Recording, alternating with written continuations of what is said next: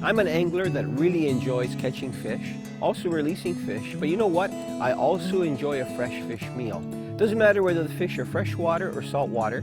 One thing that I really appreciate is if the fish are under 3 pounds, they seem to have more taste.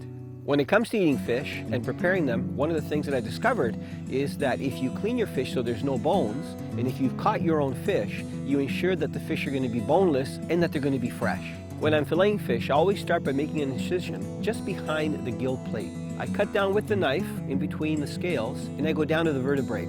I'm very careful though not to go into the body cavity. Turning the knife upside down, I gently insert the tip and run the tip along the back of the vertebrae. And I start to slowly make cuts separating the fillet from the body. So what I do is work the tip of the knife around the rib cage so I don't go into the body cavity, and I separate the fillet from the body. I flip the fish over and I repeat the same process on the other side.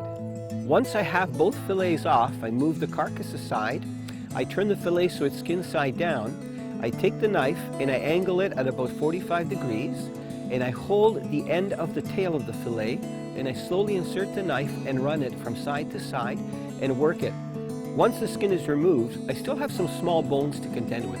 I remove the bones 2 ways. One is to zipper the fillet, where I make a V-notch at the tail of the fillet and then literally separate it like a zipper and take one side of the fillet off and then take the part that's got the little pin bones in, and I remove that as well. So I have 2 clean pieces. The other one is to lay the fillet down and use your knife and do what we call a surgical removal, where you cut on both sides of the pin bones and then you have the 2 pieces of clean meat.